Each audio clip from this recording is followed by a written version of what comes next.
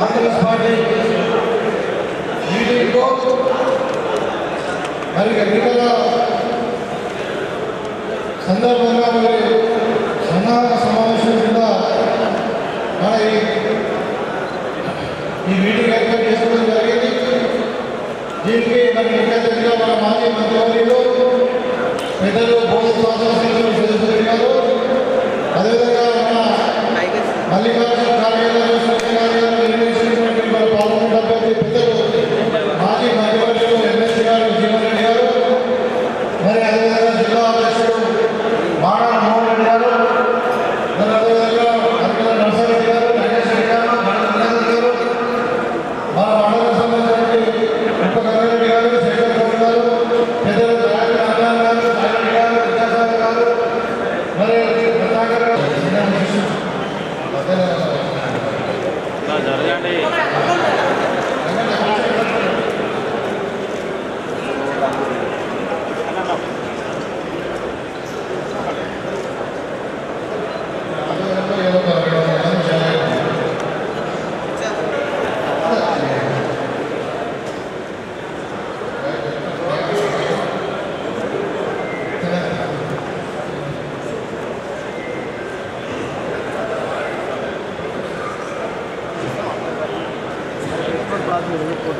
ఈరోజు మోపాల్ మండల్ కాంగ్రెస్ పార్టీ కార్యకర్తల సన్నాహక మీటింగ్ మరియు సీనియర్ నాయకులు భూమరెడ్డి గారి పార్టీలోకి ఆహ్వానిస్తూ ఈ యొక్క కార్యక్రమానికి ముఖ్య అతిథిగా చేసిన రూరల్ ఎమ్మెల్యే గారికి, మన ఎంపీ క్యాండిడేట్ జీవనన్న గారికి, నర్సరెడ్డి అన్న గారికి, సుదర్శన్ రెడ్డి సార్ గారికి, అలాగే ఈ యొక్క పెద్దలందరికీ, ఈ కార్యక్రమానికి పిలవగానే చేసిన కాంగ్రెస్ పార్టీ కుటుంబ సభ్యులందరికీ ధన్యవాదాలు తెలుపుకుంటూ, ఒక 20 రోజుల్లో పెద్దలు రాహుల్ గాంధీ గారు ప్రపోజల్గా మనకు ఎంపీ క్యాండిడేట్గా ఇచ్చి ఎంపీగా మనం అత్యధిక మెజారిటీతో గెలిపిస్తే భావి భారత ప్రధానిగా రాహుల్ గాంధీ గారిని ప్రధానమంత్రిగా చేసుకోవడానికి గత 10 సంవత్సరాలుగా బీజేపీ పార్టీ చేస్తున్న వారు ఎంత అభివృద్ధి చేశారో మనం చూస్తూ ఉన్నాం. తెలంగాణ రాష్ట్రంలో బీఆర్ఎస్ పార్టీ కూడా ఎంత అన్యాయం చేసిందో ఈరోజు వారిని ఇంటికి పంపడం జరిగింది. అలాగే బీజేపీ పార్టీ హోటల్ కావాల్సింది చనిపోయినప్పుడు చాయ్ అని చెప్పేసి మోడీ గారు దేశాన్ని అనుకుంటూ ఉన్నారు. మోడీని కూడా ఇంటికి పంపించే వరకు కాంగ్రెస్ సైనికులుగా మనందరము ఇళ్ళవేళ కృషి చేస్తూ రాజ్యాంగ బలంగా నెల రోజులు కష్టపడుతూ జీవన గారిని గెలిపించాలని కోరుకుంటూ చాలా రోజుల నుంచి నేను బీజేపీ ప్రయత్నం చేస్తాను. అంటే ఎందుకంటే చేసిన ఫలితం లేకుండా పోయింది. అందుకే ప్రస్తాపన చెంది నేను కాంగ్రెస్ పార్టీలో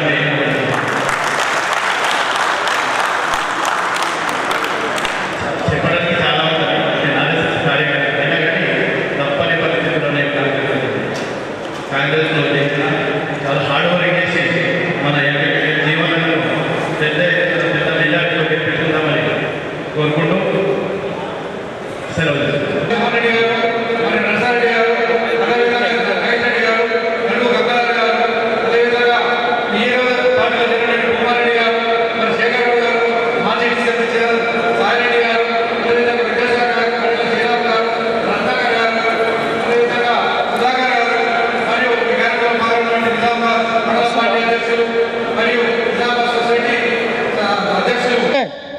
మరి మన తెలంగాణలో కానీ ముఖ్యంగా మన నిజామాబాద్లో కానీ వాళ్ళైతే బీజేపీ విధానాలు అయితే ఉన్నాయో ముఖ్యంగా వాళ్ళు ఒక ప్రధానంగా వాళ్ళు ఇప్పటికి కూడా ఈ సోషల్ మీడియాలో కానీ ప్రధానంగా వాళ్ళు ఇక్కడ ఉపన్యాసాలు ఇచ్చినా కానీ మరి ప్రధాన నాయకులు కూడా మరి మాట్లాడేదాళ్ళు కూడా మతం గురించి తప్ప హిందుత్వం తప్ప మరి చేసినాం ఇది చేస్తాం అది చేస్తాం ఏం చేసినాం అనేది ఒక్కడ కూడా లేదు.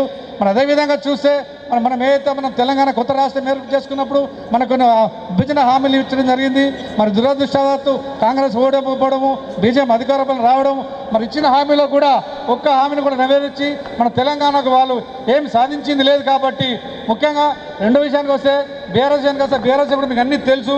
మరి ఎన్నో హామీలు వారు ఇచ్చి 3 ఎకరాలు కానీ, విద్యార్థి వృత్తి కానీ, 1,00,000 రుణమాఫీ కానీ ఎన్నో వాగ్దానాలు చేసి ఒక్కడికి కూడా పూర్తి స్థాయిలో సఫలీకృతం చేయలేకపోయినారు. మరి కాంగ్రెస్ వచ్చిన 3 నెలల్లోనే పాపం హరీష్ రావు కానీ, కేటీఆర్ కానీ, మిగిలిన కేసీఆర్ కానీ ముగ్గురు గొంతెత్తుకొస్తా ఉన్నారు ఎప్పుడు హామీలు నెరవేరుస్తారని. వారికి తెలిసో తెలియదో 6 హామీల నుంచి 4 హామీలు ఆల్రెడీ మనం ఇంప్లిమెంట్ చేసుకోవడం జరుగుతుంది. మరి 2 లక్షల రుణమాఫీ అయితే మరి పరిస్థితి ఆర్థిక అభివృద్ధి తెలుసు, వారిని లైన్లో పెట్టడానికి టైం పడుతున్న సంగతి కూడా తెలియకుండా మన అమాయకులని, రైతులని, జనాల్ని రెచ్చగొట్టే పద్ధతిలో వాళ్ళు రెచ్చగొడుతూ వారు ఏం చేశారని చెప్పి రెచ్చగొడుతున్నారు. కాబట్టి ముఖ్యంగా మనం కార్యకర్తలకు ఒకటే చెప్తా ఉన్నాం, మన ముందున్న కార్యకర్తలు మనందరం కూడా కలిసి మరి ఏదైతే బీఆర్ఎస్ చేసిన విధానాలు కానీ, అదేవిధంగా ఇప్పుడు ఏదైతే బీజేపీ మాట్లాడుతుందో ఆ మాటల్ని కానీ మనం ఏదో మౌత్ టాక్ ఉన్నటువంటి మోడీ అనే మాటను తప్పించి మరి మనం ఇంటింటికి వెళ్ళి మనం ఏం చేస్తాం, వాళ్ళు ఏం చేసిండ్రు, మన విధానాలు ఏంటి అనేది ప్రజలకు సవివరంగా మన తాయరన్న గారికి, మానాల మూనరెడ్డి అన్న గారికి, నగేష్ రెడ్డి గారికి, గడు గంగాధర్ గారికి, నర్సరెడ్డి అన్న గారికి, శేఖర్ రెడ్డి గారికి, రామన్న, రత్నాకర్ అందరికీ వేదిక మీద చాలామంది ఉన్నారు. అందరికీ పేరు పేరున ఈ కార్యక్రమానికి ఇచ్చేసిన సర్పంచులకు, ఎంపీటీసీలకు, మాజీ సర్పంచులకు ముఖ్యంగా కార్యకర్తలందరికీ పేరు పేరున నా హృదయపూర్వక నమస్కారాలు తెలియజేసుకుంటున్నాను. ఎందుకంటే నేను కొన్ని అనివార్య కారణాల వల్ల కొన్ని రోజులు టీఆర్ఎస్ పార్టీలోకి పోవాల్సి వచ్చింది. కానీ అక్కడ పోయినా కానీ ఆ రోజు ఓటేసామంటే మళ్ళీ ఓటేసే వారు కూడా ఎవరు నన్ను పలకరించడం లేరు, నన్ను ఎవరు కదిలించడం లేరు. ప్రాణమేమో ఇంట్లో ఉంది, ఉట్టి చెత్త ఇంట్లో ఉంది, ప్రాణం ఇంట్లో ఉట్టి చెత్త అందులో ఉన్నట్టుంది. ఈరోజు మంచి అవకాశం కల్పించి నన్ను కాంగ్రెస్ పార్టీలో మళ్ళా చేర్చుకున్నందుకు పెద్దలందరూ పేరు పేరున ధన్యవాదాలు తెలియజేస్తున్నాను. మీ అందరికీ ఒకటే మనవి నేను చెప్పేది, మన అభ్యర్థి, పార్లమెంట్ అభ్యర్థి, ప్రముఖ న్యాయవాది, ఎంతో బీదవాళ్లకు ఎన్నో విషయాల కోర్టులల్లో గత 40 ఏళ్ల సంది సాయం చేసిన వ్యక్తి తన గురించి మాకు తెలుసు. ఎందుకంటే మేమందరం ఒకటేసారి టీడీపీలో ఉన్నాము. ఎందుకంటే సరిగ్గా మైపాల్ రెడ్డి మూవ్మెంట్లో తను ఎక్సైజ్ మంత్రి గారు. అప్పుడు ఆ రోజు ఇక్కడ మన నిజామాబాద్కి వస్తుంటే మేమందరం పిల్లలం, కార్యకర్తలు వెళ్ళి కలిసేవాళ్ళం. ఎంతో సున్నితంగా పలకరించి మా అందరినీ ఆప్యాయంగా ఏ సమస్య ఉన్నా కానీ అధికారులతోటి మాట్లాడి పనిచేయించే వ్యక్తి. ఆ రోజు నేటి వరకు కూడా చూస్తున్నాము అదే పద్ధతితో ఉన్న వ్యక్తి. కాబట్టి నిస్వార్థ నాయకుడు. ఈరోజు ఎందరో నాయకులు వచ్చిండ్రు, రాజకీయాలను అడ్డం పెట్టుకొని కోట్ల రూపాయలు, లక్షల కోట్ల రూపాయలు సంపాదించుకున్నారు. అదందరూ మీ అందరూ తెలుసు.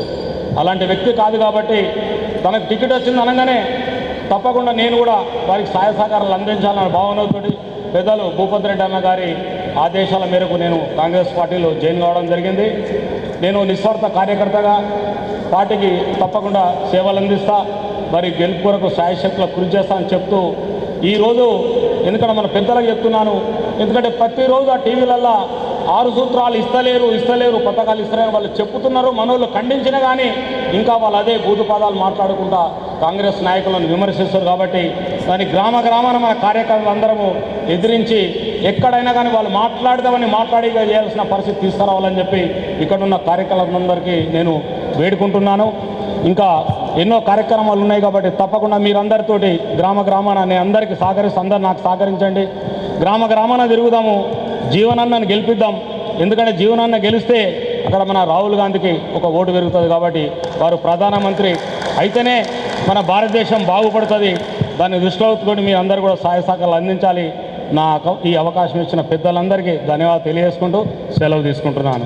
పెద్దలు జీవన్ రెడ్డి గారికి, అలాగే ఇంకో ముఖ్య అతిథి పెద్దలు మాజీ మంత్రివర్యులు బోధన్ ఎమ్మెల్యే సుదర్శన్ రెడ్డి గారికి, అలాగే స్థానిక ఎమ్మెల్యే అన్న భూపతిరెడ్డి గారికి, అలాగే ఉర్దూ అకాడమీ చైర్మన్ పెద్దలు తాయబీ రంజాన్ గారికి, అలాగే డిసిసి అధ్యక్షులు కోకడి union limited chairman Mohan Reddy గారికి, మరి వేదిక ఇచ్చిన పెద్దలందరికీ పేరు పేరున నమస్కారం తెలియజేస్తూ, మరి ఈరోజు ముఖ్యంగా పెద్దలు భూమారెడ్డి గారు కాంగ్రెస్ పార్టీలో జాయిన్ కావడం, అలాగే బాలరెడ్డి గారు వారికి కూడా శుభాకాంక్షలు తెలియజేస్తూ, మరి ఈ కార్యక్రమానికి చేసిన కార్యకర్తలందరికీ పేరు పేరున నమస్కారం తెలియజేస్తూ, మరి ముఖ్యంగా మనం గత ఎలక్షన్లో ఎమ్మెల్యేగా అందరం కలిసికట్టుగా గెలిపించడం జరిగింది.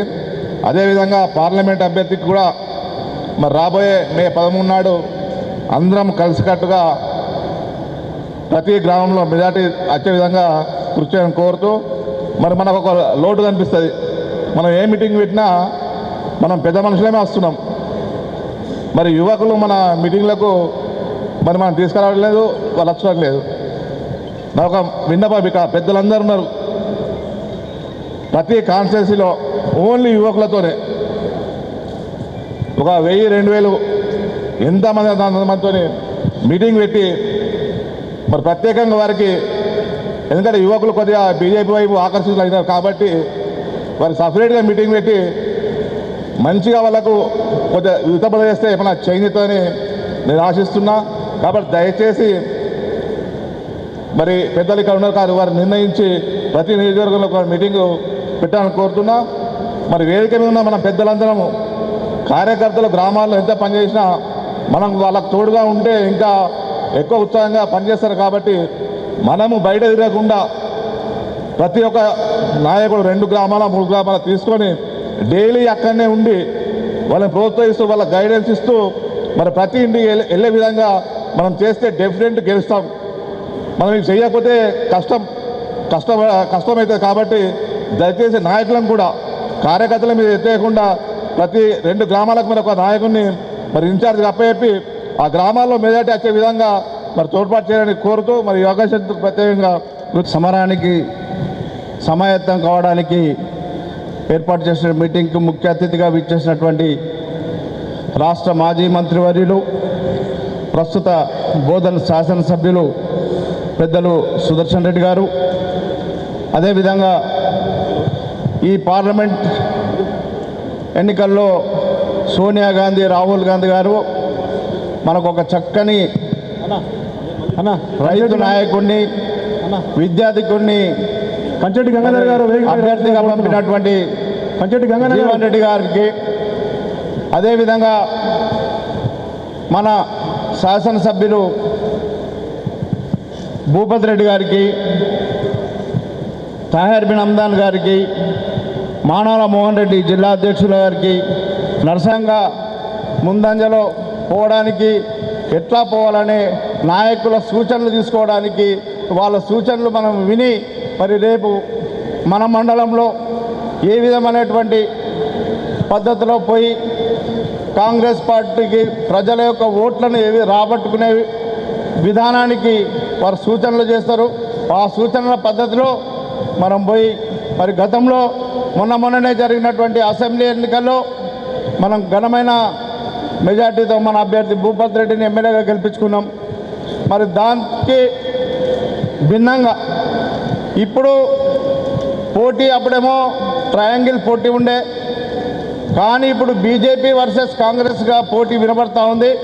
మరి ఒక అభ్యర్థి బీఆర్ఎస్ అభ్యర్థికి అయితే డిపాజిట్ కూడా వస్తుందో రాదనే సందర్భం, మరి బీజేపీ అభ్యర్థికి మాత్రం ఆయన చెప్పే మాటలు, ఆయన చేసే చేష్టలు చూసి మరి ప్రజలు ఆయనను నిరాకరిస్తారనే ఆశాభావం వ్యక్తం చేస్తూ మరి మన అభ్యర్థి జీవన్ రెడ్డి గారు మరి వారు ఒక 6 పర్యాయాలు ఎమ్మెల్యేగా, ప్రస్తుతం ఎమ్మెల్సీగా, మరి రైతు నాయకుడిగా మరి మంచి అభ్యర్థిని సోనియా గాంధీ మనకు అప్పచెప్పిండ్రు.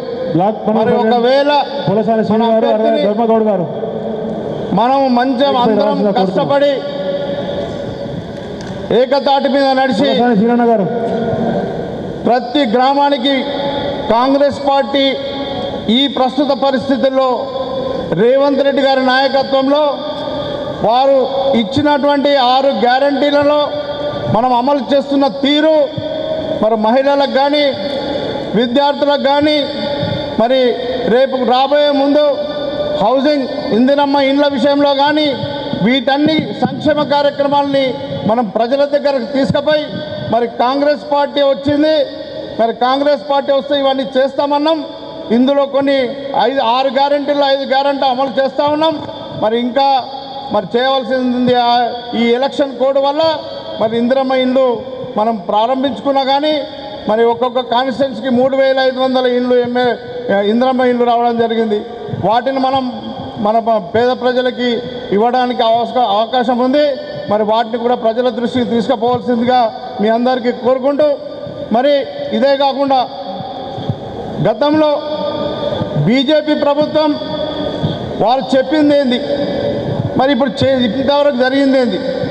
ముఖ్యంగా ఇక్కడ ఉన్న అసెంబ్లీ పార్లమెంటు మెంబర్ అరవింద్ గారు మొట్టమొదట ఆయన ఏదో పసుపు బోర్డు తెస్తా అని చెప్పి, మరి ఇంతవరకు ఆ పసుపు బోర్డు నిజామాబాద్లో ఉందా, హైదరాబాద్లో ఉందా, మరి ఢిల్లీలో ఉందా, ఇంకెవరికి తెలియదు. అదేవిధంగా మోదీ చేసినటువంటి ప్రసంగాలు, మరి ప్రతి పేదవాడికి 14 లక్షలు ఇస్తామని చెప్పారు. ఎవరికైనా ఏ బ్యాంకులలో ఎవరికైనా 14 లక్షలు జమ అయిందా? అదేవిధంగా మరి అవి కాకుండా ఇంకా ప్రభుత్వ రంగ సంస్థలన్నీ ఈరోజు అమ్మకానికి పెడతా ఉన్నాడు. మరి ఈ ప్రభుత్వ రంగ సంస్థలన్నీ అమ్మకానికి పెడితే రేపు దేశం గతి ఏంది అనే మాట ప్రజలకు. మేము మా కలేక 30 సంవత్సరాలు కాంగ్రెస్ పార్టీ యొక్క మండలంలో పనిచేసాం అందరం కలిసి. మేము ఆ రోజుల్లో నేనైతేనేమి, భూమిరెడ్డి గారు అయితేనేమి, ఎల్లయ్య గారు అయితేనేమి, శేఖర్ గౌడ్ అయితేనేమి, ఇటు సాయి ముప్ప గంగడ గారు అయితేమి, శోభా గారు అయితే, మేమందరం కలిసి ఒక మండలం ఒక యూనిట్గా ఉండి ప్రతి గ్రామంలో మాకు ఇంపార్టెంట్ వ్యక్తులు ఉన్నారు. వారందరూ కూడా పెద్దలు సూర్యరెడ్డి గారు అయితేనేది, చాలామంది గ్రామాల్లో ఇంపార్టెంట్ వ్యక్తులు ఉండి మా యొక్క కోఆర్డినేషన్ వల్ల యొక్క మండలంలో మాకున్న మండలంలో 22 గ్రామ పంచాయతీలలో ఆ రోజుల్లో పెద్దలు డి శ్రీనివాస్ గారు కాంగ్రెస్ పార్టీలో ఉన్నప్పుడు ఈ యొక్క 30 సంవత్సరాలు మా యొక్క మండలంలో ఎప్పుడు కూడా కాంగ్రెస్ పార్టీకి మెజార్టీ తగ్గలేదు. అప్పుడున్న సమయంలో 2004లో అదే మధ్యాష్ గౌడ్ గారికి 9,200 లీడ్ ఇవ్వడం జరిగింది, ఓన్లీ 22 గ్రామ పంచాయతీలలోనే. మరి అప్పుడున్న మిత్రుడు నర్సారెడ్డి గారు అయితేనే, బాగారెడ్డి అయితేనే, ఇంకో ఫోటో చూస్తున్న ఈగారెడ్డి కూడా కాంగ్రెస్ పార్టీ జాయిన్ అయితే అంటారు. మరి వీళ్ళందరూ కూడా ఇప్పుడు మా మండలంలో ముఖ్య నాయకులు అవుతారు. వీరందరూ వస్తే మరి ఇంకా మండలంలో లీడ్ పెరుగుతుందని మేము ఆశిస్తున్నాము. ఎందుకంటే నర్సారెడ్డి గారు ఎమ్మెల్సీ గారు ఉన్నారు, గంగారెడ్డి గారు ఎక్స్ పార్టీ ప్రెసిడెంట్ గారు ఉన్నారు, ఇటు పోతే బాగారెడ్డి గారు ఉన్నారు. వీళ్ళందరూ రావడం వల్ల కాంగ్రెస్ పార్టీ ఇంకెక్కువ లీడ్ ఇస్తామని ఆశిస్తున్నాము. ఇకపోతే ఇప్పుడున్న సమరం ఎవరితోని, మొన్న టీఆర్ఎస్ అయిపోయింది. ఎప్పుడైతే టీఆర్ఎస్ బొందబెట్టామో గోవర్ధన్ గారు బొందడం జరిగింది.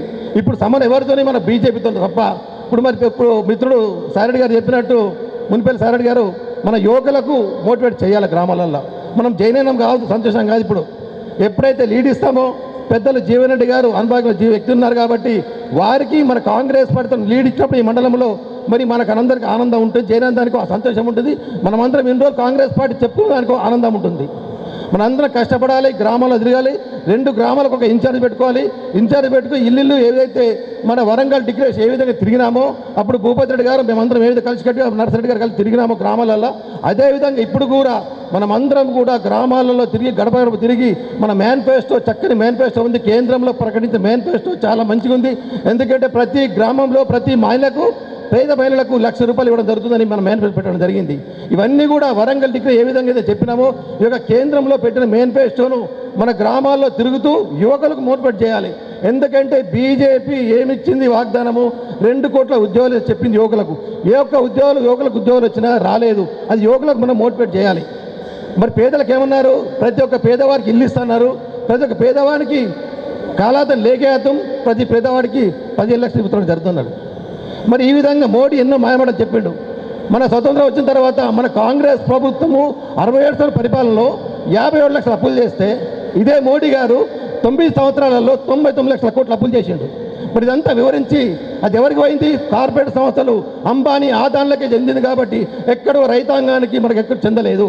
మన ప్రభుత్వం మన్మోహన్ సింగ్ గారు ఉన్నప్పుడు మన ఉమ్మడి అప్పుడు దేశంలో 72 కోట్ల రుణమాఫీ చేయడం జరిగింది. మన ఉమ్మడి రాష్ట్రంలో ఉన్నప్పుడు మన రాష్ట్రానికి 13,000 కోట్లు వచ్చింది. అదే మన నిజామాబాద్ జిల్లాకు 400 కోట్ల అప్పు రావడం జరిగింది. ఈ విధంగా మన రైతాంగానికి ఆదుకునే కాంగ్రెస్ ప్రభుత్వం కాబట్టి కేంద్రంలో రాష్ట్రంలో ఉన్నప్పుడు ఇవన్నీ మనము ప్రజల్లో వివరించి మొన్న ఏ విధంగా చెప్పినామో మళ్ళీ అదే విధంగా చెప్పి మరి పెద్ద ఎత్తున కాంగ్రెస్ పార్టీకి ఓట్లు ఇప్పించి పెద్ద జీవన్ రెడ్డి గారు, పెద్దల సూర్యరెడ్డి గారి నాయకత్వంలో పెద్ద భూపతి రెడ్డి గారికి, మన పార్లమెంట్ అభ్యర్థి జీవన్ రెడ్డి గారికి, మానాల మోహన్ రెడ్డి గారికి, మరి తాయర్ వినందన్ గారికి, ఇప్పుడే చేరైనటువంటి సోదరులు భూమిరెడ్డి గారికి, శేఖర్ గారికి, సాయిరెడ్డి గారికి, మరి నగేష్ రెడ్డి గారికి, ముప్పాంగారెడ్డి గారికి, గడు గంగాధర్ గారికి, వేదిక మీద ఉన్నటువంటి బాగారెడ్డి గారికి, వేదిక మీద ఉన్నటువంటి పెద్దలందరికీ, మా ముందున్నటువంటి కుటుంబ సభ్యులందరికీ కూడా నా యొక్క నమస్కారం తెలియజేస్తూ, ఈరోజు మరి మొన్ననే 4 నెలల కింద మనము నిజామాబాద్ రూరల్ మరి ఎక్కువ మెజార్టీతో మనం ఇక్కడ భూపతి రెడ్డిని గెలిపించుకోవడం జరిగింది. రాష్ట్రంలో మరి కాంగ్రెస్ పార్టీ అధికారం మరి రేవంత్ రెడ్డి గారు ముఖ్యమంత్రి కావడం, ముఖ్యంగా ప్రజలు ఈరోజు కాంగ్రెస్ పార్టీ నమ్మే పరిస్థితిలో ప్రజలు ఉన్నారు. ఎందుకంటే మనం అందరం కూడా తిరిగి ఎందుకంటే అందరూ కూడా చెప్పడం జరిగింది. ప్రజలు కూడా ఒక ప్రజాస్వామ్యంలో ఏదైనా రాజకీయ పార్టీ ఉన్నది అంటే అది కాంగ్రెస్ పార్టీ, ప్రజలకు ఉపయోగ పార్టీ ఏదైనా ఉన్నది అంటే అది కాంగ్రెస్ పార్టీ, ఏదైనా అభివృద్ధి కావాలనుకున్నా అది కాంగ్రెస్ పార్టీ ద్వారానే అవుతుందని చెప్పేసి ప్రజలకు ఒక విశ్వాసం ఉన్నది. ఎందుకంటే గతంలో చేసినటువంటి అభివృద్ధి ఉంది, కానీ ఒకరు ప్రాంతం గురించి ఒకరు మతం గురించి చెప్పి ప్రజలని కన్ఫ్యూజ్ చేసేసి మధ్యలో టీఆర్ఎస్ పార్టీ 10 సంవత్సరాలు అధికారం చేపట్టడం జరిగింది. కేంద్రంలో మరి మతం పేరు చెప్పేసి కేంద్రంలో బీజేపీ, రాష్ట్రంలో ప్రాంతం పేరు చెప్పేసి రాష్ట్రంలో మరి టీఆర్ఎస్ పార్టీ. ఈ రెండు పార్టీలను ఒక్కొక్క పార్టీని అయిపోయింది, ఒక పార్టీని కథం పట్టించేసారు ప్రజలు. ఇక బీజేపీ పార్టీని కథం పట్టించేటువంటి పరిస్థితి ముందున్నది మనకు. ఈ ఎన్నికలతో బీజేపీ పార్టీని కథం పట్టించేస్తే ప్రజలకు ఉపయోగపడే పనులు ఏమైనా కావాలంటే అది కాంగ్రెస్ పార్టీ ఉంటే తప్ప కావు. ఎందుకంటే మనం చూసాం గతంలో, ఎందుకంటే అభివృద్ధి మరి చూసినట్లయితే సామాన్య ప్రజలకు ఉపయోగపడే అభివృద్ధి ఏమైనా జరిగింది అంటే ఈయన ఉపాధి హామీ కావచ్చు, చెర్లు కావచ్చు, కుంటలు కావచ్చు, ప్రాజెక్టులు కావచ్చు, రోడ్లు కావచ్చు, పక్కా ఇళ్ళ స్కీములు కావచ్చు, ఏదైనా ఇచ్చిందంటే మరి సామాన్య ప్రజలు. డీసీసీ ప్రెసిడెంట్ గారు పదే పేర్లు తీయొద్దని టంగ్ కొడుతూ ఉన్నాడు వెనకకెళ్ళి. వేదిక మీద ఉన్న కాంగ్రెస్ పార్టీని కాపాడుతున్న సైనికులు, వేదిక మీద ఉన్న పెద్దలు ఎన్ని ఉపన్యాసాలు ఇచ్చినా ప్రజల ముందుకు పోయి ప్రజల ముంగిట్లో ఉండి ప్రజలను కన్విన్స్ చేసి కాంగ్రెస్ పార్టీకి ఓటు ఏ విధంగా రాబట్టాలనే ముఖ్య నాయకులు కార్యకర్త మీరు. మీ మనసు లోపల, మీ గ్రామంలో, మీ వాడ లోపల, మా బూత్ లోపల ఓట్లు ఎక్కడ రావాలా, జీవన్ రెడ్డి గారికి మా సత్తా చూపెట్టాలనే ఆలోచన మీలో వచ్చినప్పుడు అత్యధికంగా ఆ గ్రామంలో, ఆ మండలంలో, ఆ కాన్ఫరెన్స్లో చక్కని మెజార్టీ తీసుకొచ్చే నాయకులు మీ అంతా ఈ సందర్భంగా మీకు తెలియజేస్తూ ఉన్నాను. ఎందుకంటే కార్యకర్త అనేవాడు కష్టపడితేనే, నాయకుడు అనేవాడు కార్యకర్తల భుజస్కంధాలపై నుండి వేదిక మీద కూర్చుంటాడు. ఆ వేదిక మీద నాయకుడు కూర్చుండాలంటే ఆ నాయకుడికి మద్దతు పలకాల్సింది మీరు, మీ ఆశీస్సులు, మీ యొక్క కష్ట ఫలితం అనే చూడు సందర్భంగా తెలియజేస్తూ ఉన్నాను. ఎందుకంటే ఎన్నికల్లో, ప్రతి ఎన్నికల్లో ఎక్కడనే కానీ బూతుల దగ్గర చిన్న గొడవలు, బూతుల దగ్గర ఇతర పార్టీ వాడు మన బంధువు అయినా, మన బామ్మర్ది అయినా, మన అన్న అయినా మన పార్టీ కాండ ఉన్నప్పుడు వాడిని వ్యతిరేకించి వాడిని అపోజ్ చేస్తూ మన పార్టీ చేతి గుర్తుకు ఓటేయమని డిమాండ్ చేస్తాం. ప్రేమగా అందరికీ నమస్కారాలు తెలియజేస్తూ కాంగ్రెస్ పార్టీకి ఓట్లేస్తాం. ఆ ముఖ్య పాత్ర పోషించేది మీరందరూ అనేసి కూడా సందర్భంగా తెలియజేస్తా ఉన్నా. కనుక దయచేసి ముఖ్యంగా ఈ నిజామాబాద్ రూరల్కి సంబంధించి గత కొన్ని సంవత్సరాలుగా శాసనసభ్యులు లేకుండే, బహుశా 8లలో 9లలో ఉప ఎన్నిక అయితే 9 నెలల కొరకు మనకు ఒక్క మారు ఎమ్మెల్యే వచ్చింది. అంతకుముందు 1978లో బాలరెడ్డి గారు, అంతిరెడ్డి బాలరెడ్డి గారి తర్వాత మనకి ఎమ్మెల్యే లేకుండే.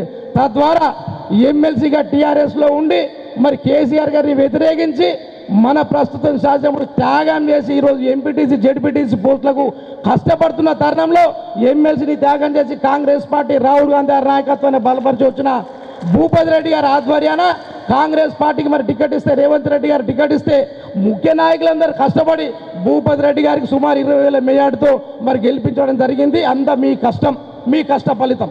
కనుక పెద్దలు జీవన్ రెడ్డి గారు, సీనియర్ నాయకులు, ముగ్గురున్నారు పార్లమెంట్ సభ్యులు. ముగ్గురులో టీఆర్ఎస్ కానీ, బీజేపీ కానీ, కాంగ్రెస్ కానివ్వండి, ముగ్గురు యొక్క గుణగణాలను పరిశీలించండి మీరు ఒక్క మారు దయచేసి.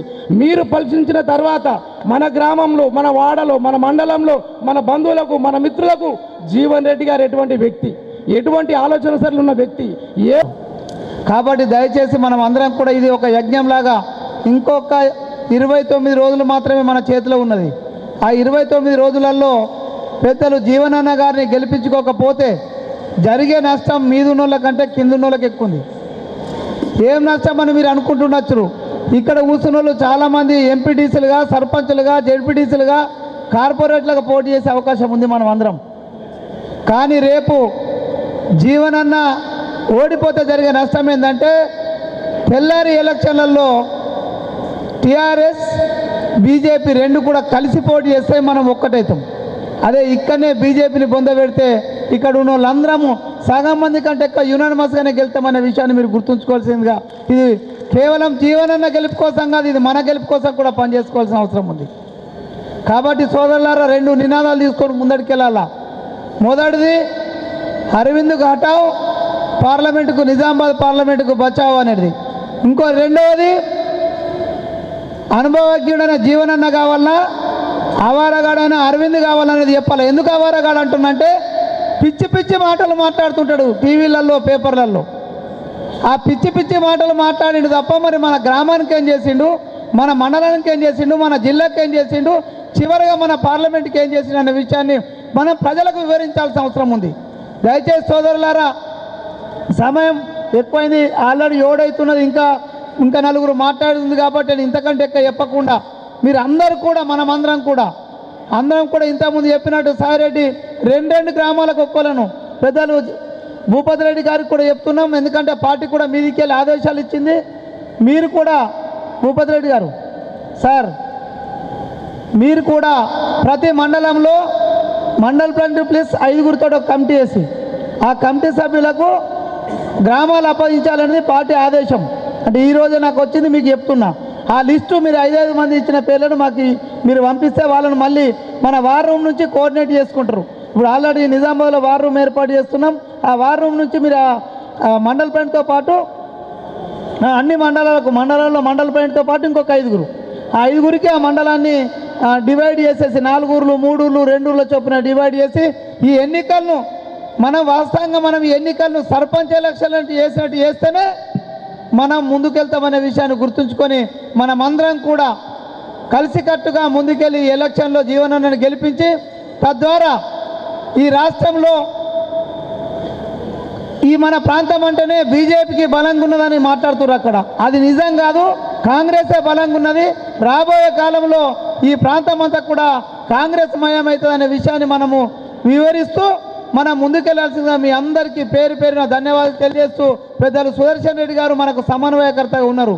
ఆయన నాయకత్వంలో మనమందరం కూడా ముందుకెళ్లాల్సిందిగా మీ అందరికీ తెలియజేస్తూ, ఈరోజు కాంగ్రెస్ పార్టీ నాయకత్వానికి కొండంత బలాన్నిచ్చి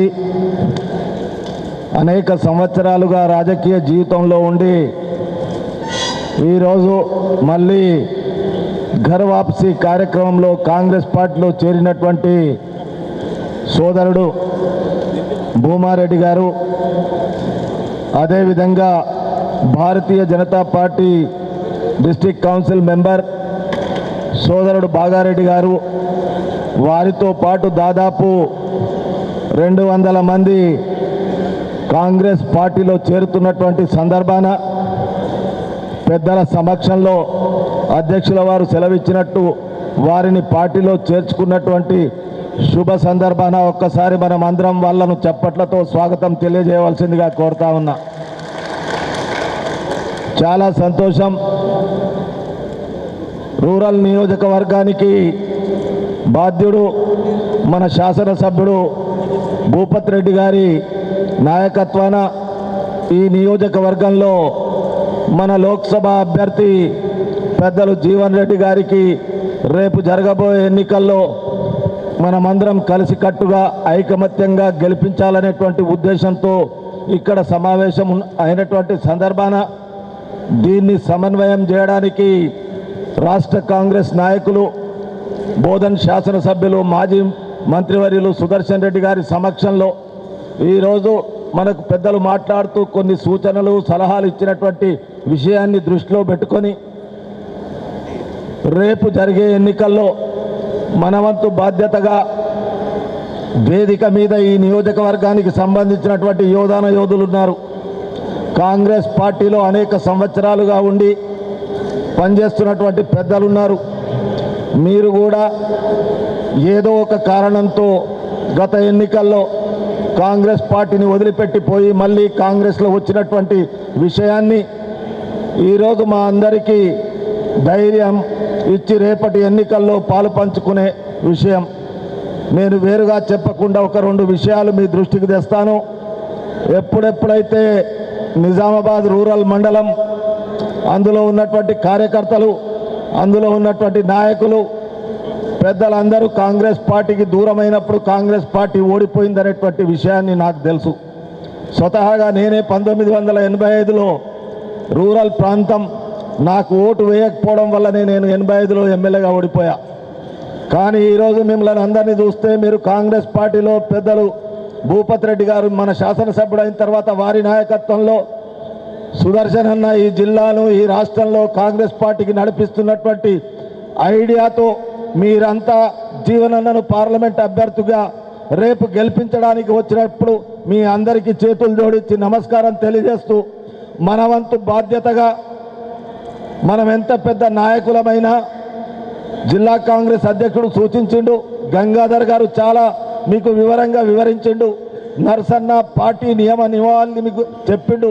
కానీ నేను ఒక సూచన చేస్తా ఉన్నా, మీరు ఏ బూత్లో అయితే మీరు ఓటరుగా ఉన్నారో ఆ బూత్లో మెజార్టీ వస్తేనే మనకు ధైర్యం, గౌరవం. రేపు కాంగ్రెస్ పార్టీ అభ్యర్థి దగ్గరికి వెళ్ళి మనం ఏదైనా అడగొచ్చు. మన మరి ముఖ్య అతిథిగా వచ్చినటువంటి పెద్దలు సుదర్శన్ రెడ్డి గారు, అదేవిధంగా మన పార్లమెంట్ అభ్యర్థి జీవన్ రెడ్డి గారు, ఇంతకుముందే అందరి పేర్లు కూడా తీసుకున్నాను కాబట్టి మరి వేదిక మీద ఉన్నటువంటి పెద్దలందరికీ, మరి వేదిక కింద ఉన్నటువంటి నాయకులకు అందరికీ, ఇక్కడ ఎవరు కార్యకర్తలు కనబడతలేరు, అందరూ నాయకులే ఉన్నారు. కింద నాయకులే ఉన్నారు, మీద నాయకులే ఉన్నారు. ఎందుకంటే నిజామాబాద్ మండలంలో నాయకులు ఎక్కువ. ఇవాళ ఇంకా మరి మన పోయిన ఎన్నికల్లో కూడా 2 మండలాలు కలిసి దగ్గర 9,000 చిల్లర మనకు మెజారిటీ వచ్చింది. మనం ఏం తక్కువ లేం. కానీ అయినా కానీ మన మండలానికి ముఖద్వారం అయినటువంటి బోర్గాంలో మనకు కొంచెం బీజేపీకి లీడ్ వచ్చింది. ఇక్కడ నేను అనుకున్నాను అప్పటి నుండి కూడా చాలామంది ఇక్కడ పెద్దలు రఘు పటేల్ గారు ఉన్నారు, మోహన్ ఉన్నాడు, శేఖర్, మహేందర్, మరి అక్కడ ఉన్న మన తమ్ముడేడి కిషోర్ గారు కానీ జనార్దన్ కానీ వీళ్ళందరూ ఉన్నారు, అనిల్, వీళ్ళందరూ. మరి వీళ్ళందరూ ఉన్నా కానీ మరి ఏదో ఒక లోపం. మరి బోర్గాం ఇంత పెద్ద గ్రామం, మరి ఎందుకు మనకు ఇంకా మైనారిటీ ఉందని ఆలోచిస్తే భూమన్న మా పెద్దన్న కనబడ్డాడు ఇక్కడ భూమిరెడ్డి గారు. అయితే తన ఇవాళ నిజంగానే నేను స్వాగతిస్తూ ఉన్నా హృదయపూర్వకంగా. తను రావడం అన్నది మన నిజామాబాద్ మండలం, మోపాల్ మండలంకు మళ్ళొక దిక్కుగా. ఇంతకుముందు నాకు మరి తోడుగా శేఖర్ గౌడ్ గారు, ఇటువైపు ముప్ప గంగారెడ్డి గారు, మరి ఇక్కడ నర్సారెడ్డి గారు, నగేష్, వీళ్ళందరూ కూడా పాత నిజామాబాద్ మండలం వాళ్ళమే. నేను నిజామాబాద్ మండలం. మరి ఇవాళ భూమారెడ్డి గారు రావడం అనేది ఇంకా మనకు నిజామాబాద్ మండలంలో, పాత నిజామాబాద్ మండలం గురించి చెప్తా ఉన్నా, మోపాల్ మండలంలో కానీ మనకు నాయకత్వం పెరిగింది. తప్పకుండా నేను ఆశిస్తూ ఉన్నా. పెద్దలు బాగారెడ్డి గారు కూడా కరడుగట్టిన బీజేపీ నాయకుడు, ఇవాళ మరి కాంగ్రెస్ పార్టీ నాయకత్వంలో మరి పనిచేద్దామని ఇవాళ బీజేపీని వదిలి వచ్చాడు. వారికి కూడా హృదయపూర్వకంగా స్వాగతం తెలుపుతూ నాకు పూర్తి విశ్వాసం ఉంది భూమిరెడ్డి గారు వచ్చిన తర్వాత బోర్గాంలో తప్పకుండా ఈ పార్లమెంట్ ఎన్నికల్లో మనం మెజార్టీ సాధిస్తామన్న అభిప్రాయం నాకు వచ్చింది, నమ్మకం కుదిరింది ఇవాళ. మరి ఈ సందర్భంగా గత ఎన్నికల్లో మనం చెప్పినాం, అభయస్థం కింద 6 గ్యారంటీలు మేము అమలు చేస్తామని చెప్పినాం. మరి మీకు అందరు కూడా తెలుసు, ఇంకా నేను కొత్తగా చెప్పే అవసరం లేదు. మరి ఇప్పటికే 4 గ్యారంటీలు మనం అమలు పరిచినాం. ఇంకా ఒక గ్యారంటీ రైతులకు రుణమాఫీ కానీ, మరి పంటకు గిట్టుబాటు ధర 500 రూపాయలు బోనస్ ఇవ్వడం కానీ త్వరలోనే అమలుపై ఆ ప్రాసెస్ కూడా నడుస్తూ ఉంది. ఇవాళ పంట అమ్ముతున్నాం మనం వేసవి కాలంలో, ఎక్కడా ఒక్కటి ఇబ్బంది లేదు. అవే కాంట అవుతున్నాయి, లారీలు వస్తున్నాయి, మరి గిన్ని బ్యాగ్స్ వస్తున్నాయి, కొనుక్కపోతుండ్రు, పైసలు పడుతున్నాయి. ఎక్కడైనా ఇబ్బంది అయిందా? గత సంవత్సరం మే నెలలో, ఏప్రిల్ నెలలో మనకి ఎంత ఇబ్బంది అయింది బీఆర్ఎస్ పార్టీలో ప్రభుత్వంలో ఉన్నప్పుడు. మరి ఇవాళ ఇబ్బంది లేదు. ఇవాళ మీకు అందరు కూడా నేను తెలియజేస్తుంది ఒకటే, మనం మంచిప్ప గ్రామాన్ని, మంచిప్ప తాండాలను మనం కాపాడుకున్నాం. పాత డిజైన్ ప్రకారమే మనం ప్రాణహిత చెవెళ్ళ 21 కంప్లీట్ చేసి మరి మొత్తం సిరికొండ వరకు, గడుకోల వరకు, ఇటు మనం జక్కరన్పల్లి, తొలికొండ వరకు కూడా నీళ్ళు తీసుకుపోదామని చెప్పి దానికి ఎంతైతే ఖర్చు మరి ఇప్పిస్తామన్న మాట ఇవాళ పెద్దలు మాజీ మంత్రి వాళ్ళు అప్పుడు తను ఇరిగేషన్స్ మంత్రిగా ఉండే వారి ఆధ్వర్యంలో ప్రాజెక్ట్ అది ప్రారంభమైంది. సుదర్శన్ రెడ్డి గారి సమక్షంలో మరి జీవన్ రెడ్డి గారు ఎట్లయితే గెలుస్తూ ఉన్నాడు, కేంద్రంలో మంత్రి కూడా అవుతారని చెప్పి తయారు సాబ్ చెప్పారు. కాబట్టి వీరి సమక్షంలో వీళ్ళ సహకారంతో ఖచ్చితంగా మనము ఆ 2021 ప్యాకేజ్ను 21A కూడా కంప్లీట్ చేసుకుని మనము మన నియోజకవర్గంలో 1,80,000 ఎకరాలకు ఏదైతే ఆయకట్టు ఉందో దాని మొత్తం కూడా మనము ఆయకట్టు సాగుని ఇవ్వాల్సిన బాధ్యత ఇలా కాంగ్రెస్ పార్టీ మీద ఉందని చెప్పి తెలియజేస్తా ఉన్నాం. అదేవిధంగా మన మండలంలో అమరాబాద్ కావచ్చు, ఇక్కడ బైరాపూర్ కావచ్చు, కల్పోల్ కావచ్చు, మల్కాపూర్ తాండ కావచ్చు, ఇక్కడ కూడా మనకు పోడు భూముల సమస్య ఉన్నది. అది చెప్పినా మనం ఎన్నికలప్పుడే ఖచ్చితంగా మీకు అందరికీ కూడా మీ పోడు భూములు మీకు మరి ధరణిని మార్చి అవసరం ఉంటే మరి కొత్త రెవెన్యూ చట్టాలను తెచ్చి మీ భూములు మీకు పట్టాలు చెప్పిస్తామని చెప్పి ఆ రోజు చెప్పినాం, ఈ రోజు చెప్తాం, దానికి కట్టుబడి ఉన్నామని చెప్పి తెలియజేస్తా ఉన్నాం. ఈ విధంగా మరి కాంగ్రెస్ పార్టీ చెప్పినవన్నీ చేస్తూ పోతుంది. గతంలో కూడా రాజశేఖర రెడ్డి గారి టైంలో ఒకటే కాలంలో రుణమాఫీ చేసినాం, రైతులకు విద్యుత్ ఫ్రీగా ఇచ్చినాం, ఇవాళ ఇండ్లకు కూడా ఫ్రీగా 200 యూనిట్ల కరెంటు ఫ్రీ ఇస్తూ ఉన్నాం, మహిళలకు ఆర్టీసీ బస్సు ఫ్రీగా ఇస్తూ ఉన్నాం, 500 రూపాయలకే సిలిండర్ ఇస్తూ ఉన్నాం. ఇలా చేసుకుంటా పోతుంటే ఒకవైపు టీఆర్ఎస్ వాళ్ళు 10 సంవత్సరాలు ఏం చేయలే కానీ ఇవాళ 3 నెలలకే మాట్లాడుతున్నారు. కాంగ్రెస్ వాళ్ళు మాట మారిండు, కాంగ్రెస్ వాళ్ళు ఏం చేసిండ్రు, మరి కాంగ్రెస్ వాళ్ళు వెనకపోతున్నారని. అయ్యా నువ్వే కదా 10 సంవత్సరాలు ఉండి మొత్తం తెలంగాణ అప్పులపాలు చేసి 7 లక్షల కోట్ల అప్పు చేసి కాళేశ్వరం ముంచి మొత్తం అవినీతిమైపోయినటువంటి ఈ మీ కుటుంబ పాలన జరిపి ఇవాళనేమో మాట్లాడుతూ ఉన్నారు. వీళ్ళు చిప్పచేతికి ఇచ్చారు మొత్తం తెలంగాణ మనకు అప్పులు చేసి. మరి ఎన్ని ఇబ్బందులు ఉన్నా కానీ ఇచ్చిన మాట నిలబెట్టుకోవాలా, ప్రజలు ఇంపార్టెంట్, మనకు మాట తప్పద్దు అన్న దాని మీద ఎన్ని ఇబ్బందులు ఉన్నా, ఆర్థిక ఇబ్బందులు ఉన్నా ఇవాళ మనం అమలు చేసేటువంటి గ్యారంటీ స్కీమ్లన్నీ కూడా అమలు అవుతూ ఉన్నాయి. ఇవాళ టీఆర్ఎస్ వాళ్ళు మాట్లాడుతూ ఉన్నారు. ఒకవైపు ఏమో కవితనేమో లిక్కర్ అమ్ముకొని జైల్లో పోయింది, ఇక లేక ఉద్యోగాలకు ఒక నోటిఫికేషన్ ఇస్తే దాని కేటీఆర్ పేపర్లు అమ్ముకున్నాడు, ఇక కేసీఆర్ ఏమో ధరణి పేరు మీద భూములు అమ్ముకున్నాడు. బిడ్డనేమో లిక్కర్ అమ్ముకుంటుంది, కొడుకేమో పేపర్లు అమ్ముకుంటాడు, అయ్యనేమో భూములు అమ్ముకుంటాడు. వీళ్ళది చరిత్ర. వీళ్ళు కాంగ్రెస్ పార్టీ గురించి మాట్లాడుతుండ్రు. తెలంగాణ ఇచ్చినటువంటి కాంగ్రెస్ పార్టీ దేశం కొరకు త్యాగం చేసింది. మరి అదేవిధంగా దేశానికి స్వాతంత్రం ఇచ్చినటువంటి పార్టీ. జవహర్లాల్ నెహ్రూ గారు మరి జైలుకు పోయిండు స్వాతంత్రం కొరకు, ఇందిరాగాంధీ గారు ప్రాణత్యాగం చేశారు, రాహుల్ గాంధీ గారు ప్రాణత్యాగం చేసిన దేశం కొరకు. పాకిస్తాన్తో యుద్ధం చేసాం, చైనాతో యుద్ధం చేసాం, ఇవాళ పాకిస్తాన్ బలహీనపరిచినాం మనం శత్రువులు లేకుండా. మరి ఇదే కాంగ్రెస్ పార్టీ చేసినటువంటి పని. ఇవాళ బీజేపీ వాళ్ళు మాట్లాడుతూ ఉన్నారు, ఏం చేసిండయా మోడీ అంటే 10 సంవత్సరాల నుండి. ఇవాళ కాంగ్రెస్ పార్టీ ఏదైతే నిర్మాణం చేసిందో భారతదేశాన్ని, ఇక్కడ ఎల్ఐసి కావచ్చు, ఎయిర్పోర్ట్లు కావచ్చు, షిప్ యార్డ్లు కావచ్చు, మైన్స్ కావచ్చు, ఏదైనా బిహెచ్ఎల్ లాంటి సంస్థలను ఎస్టాబ్లిష్ చేస్తే కాంగ్రెస్ పార్టీ ఇవాళ బీజేపీ అత్త సొమ్ము అల్లుడు దానం చేసినట్టు వాళ్ళన్నిటి కూడా అంబానీ అదానికి అమ్ముకుంటూ ఉన్నారు. ఇవాళ రాబోయే కాలంలో కూడా ఇంకా ధరలు పెరిగే అవకాశం ఉంది, ఇంకా పెట్రోల్ డీజిల్ ధర పెరిగే అవకాశం ఉంది, ఇంకా నిరుద్యోగం పెరిగే అవకాశం ఉంది. కానీ ఏ మాత్రం ఏ పేదవానికి ఉపయోగపడే అవకాశం లేదు. ఇవాళ మళ్ళా అంటున్నారు మోడీ ఔర్ ఏక్ బార్ 400 సీట్లు ఇవ్వాలంటున్నారు. దేని కొరకు 400 సీట్లు ఇస్తారు? ఇవాళ ఇక్కడ ఉన్నటువంటి దళిత గిరిజన బిడ్డలందరూ కూడా మీరు ఆలోచించుకోవాలి. రాబోయే కాలంలో పొరపాటున మోడీ గారికి 400 సీట్లు మన దేశం వాళ్ళు ప్రజలు ఇస్తే రాజ్యాంగాన్ని మార్చేసి దళితులకు గిరిజనకు రిజర్వేషన్ లేకుండా చేస్తారన్న మాట వాస్తవం. మనకు రిజర్వేషన్ ఇచ్చింది కాంగ్రెస్ పార్టీ. మరి వాళ్ళ రిజర్వేషన్ కాపాడుకోవాల్సిన బాధ్యత కూడా మన మీదే ఉన్నది. మీరందరూ కూడా గమనించండి. ఇవాళ మీ పిల్లలు ఉద్యోగాలు వచ్చినా, డాక్టర్లు అయినా, ఇంజనీర్లు అయినా, మరి మీకు పొలాలు వచ్చినా, మీకు ఇండ్లు వచ్చినా, ఏదొచ్చినా రిజర్వేషన్ వచ్చినా ఏదొచ్చినా ఇలా కాంగ్రెస్ పార్టీ ద్వారానే వచ్చింది. మళ్ళా మోడీ అధికారంలోకి వస్తే ఇంకా ఏదైనా ప్రభుత్వ సంస్థలు ఉంటే అవి కూడా అమ్ముకోవడానికి ప్రయత్నం చేస్తూ ఉంటారు. ఇవాళ దేశ సంపత్తి అంతా కూడా ప్రైవేట్ పరం అదాని అంబానీ చేతులకు పోతుంది.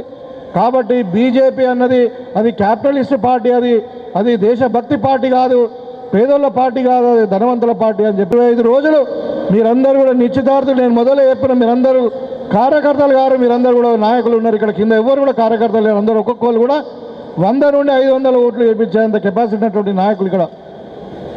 కాబట్టి మీరందరూ కూడా దయచేసి ఒక 20 రోజులు కష్టపడి మనకు ఎన్ని పనులున్నా కానీ ఏదైతే రాహుల్ గాంధీ గారు 5 గ్యారంటీల పథకాలు ఇచ్చారో అవన్నీ మనకు పాంప్లెట్స్ వస్తాయి. మీరందరూ కూడా ఇంటింటికి పోయి వాళ్ళతో కూర్చొని మాట్లాడి అవసరం ఉంటే ఒక 15 నిమిషాలు వాళ్ళకి ఎక్స్ప్లెయిన్ చేసి మరి దేని కొరకు మన కాంగ్రెస్ పార్టీకి ఓటేయాలని చెప్పాల్సిన బాధ్యత మన మీద ఉంది. ఇవాళ చెప్పి మన ఎలక్షన్ రోజు వాళ్ళందరినీ కూడా తీసుకొచ్చి మనం బూత్లో దగ్గర తీసుకొచ్చి ఓటేయాల్సిన, చేతి గుర్తుకు ఓటేయాల్సిన అవసరం మన మీద ఉంది. మనం కష్టపడాల్సిన అవసరం ఉంది. అప్పుడే మనం కూడా ఒక ధైర్యంగా అడగచ్చు. ఇవాళ నేను చెప్తా ఉన్నా, నాకు వచ్చిన అత్యధిక ఫండ్లు మోపాల్ మండలంకే ఇచ్చిన, ఇవాళ గిరిజన తాండాలకే ఎక్కువ ఇచ్చిన, మొన్న కూడా నేను వచ్చిన ఫండ్లు కూడా మీకే ఇచ్చిన. రాబోయే కాలంలో కూడా మంచి ప్రాజెక్టుతో పాటు మిగతా అన్నీ కూడా మన మోపాల మండలంకు ప్రత్యేకమైన శ్రద్ధ తీసుకొని మీ అన్ని గ్రామాలలో అత్యధిక ఫండ్స్ ఇచ్చే బాధ్యత నాది. జీవన్ రెడ్డి గారిని గెలిపేయండి, వారితో కూడా కొట్లాడి మనం ఎక్కువ ఫండ్స్ తెచ్చుకుందాం. కాకపోతే ఏ గ్రామాలలో ఏ బూత్లో ఎక్కువ మెజారిటీ వస్తుందో వాళ్ళకే ప్రయారిటీ ఉంటుందని కూడా చెప్పదలుచుకున్నా. ఇవాళ చాలామంది కొత్త నాయకులు కూడా వచ్చారు, కొన్ని అపోహలు అనుమానాలు ఉన్నాయి. మేమేమో కష్టకాలంలో పనిచేసాము, మరి ఇలా కొత్తగా వస్తున్నారు, మా సంగతి ఏందో అనే అనుమానాలు కూడా ఉన్నాయి. అది కూడా నేను నిర్వీర్యం తెలుసుకున్నా. పాత ఎవరైతే పని చేసిండో ఎలక్షన్ ముందు వాళ్ళకు డెఫినెట్గా ప్రాథమిక ఇంపార్టెన్స్ ఉంటుంది, ప్రైమరీ ఇంపార్టెన్స్ ఉంటుంది. మిగతా వాళ్ళని కూడా ఎవరిని చిన్న చూపు చూడడం. ఇవాళ ఎవరైతే మళ్ళీ మనసు మార్చుకొని వచ్చిండ్రో వాళ్ళందరూ కూడా హృదయపూర్వకంగా స్వాగతిస్తూ, మరి మీ అందరు కూడా సమానమైన విలువ గౌరవం మీకు ఉంటుంది. మీరు చేయగలిగేలా 20 రోజులు కష్టపడడమే. దీని తర్వాత దీని ఎఫెక్ట్ మనకు పడతాం. మరి పొద్దున్న ఇలా మనం అక్కడ పోయినాం, ఇలా సాయంత్రం మీటింగ్ కావాలంటే ఒకటే రోజుల మరి ముప్ప గంగన్న గారు, శేఖర్ గౌడ్ గారు, మరి భూమారెడ్డి గారు, వీళ్ళందరూ మండల నాయకులందరూ కూడా కష్టపడి అందరికి ఇన్ఫార్మ్ చేసి తక్కువ టైంలో మరి ఇంత చక్కటి కార్యక్రమాన్ని ఆర్గనైజ్ చేసినటువంటి మండల నాయకులందరూ కూడా అభినందిస్తూ ఇవాళ చేరినటువంటి భూమారెడ్డి గారిని మరి బాగారెడ్డి గారిని మరొకసారి స్వాగతం తెలియజేస్తూ సెలవు తీసుకుంటా ఉన్నాను. జై కాంగ్రెస్, చేతి గుర్తుకే. అదేవిధంగా ఇక్కడ వచ్చేసిన కాంగ్రెస్ ముఖ్యులకు, నా ప్రెస్ సోదరులకు అందరికీ నా ఉదయపూర్వక నమస్కారం. అందరూ అన్నీ చెప్పారు.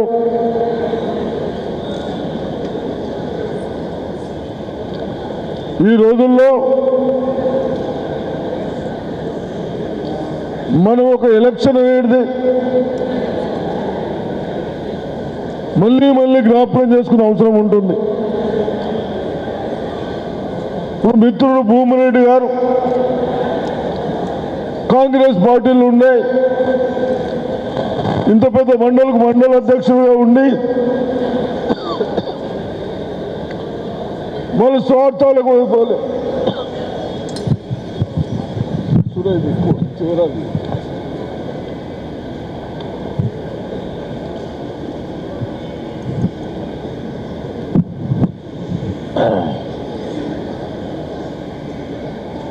ఎప్పటి నుంచో ఎలక్షన్స్ పెట్టుకున్నాం, 70 సంవత్సరాల నుంచి. కాంగ్రెస్ ఎన్నోసార్లు మనం గవర్నమెంట్ ఫామ్ చేసుకున్నాం. ఎమ్మెల్యేలు కాగానే, మినిస్టర్లు కాగానే ఎదుటి వాళ్ళని ఇబ్బంది పెట్టుడు, కేసులు పెట్టించుడు, ఇదా దుర్మార్గం పాలన. అటువంటి వాళ్ళని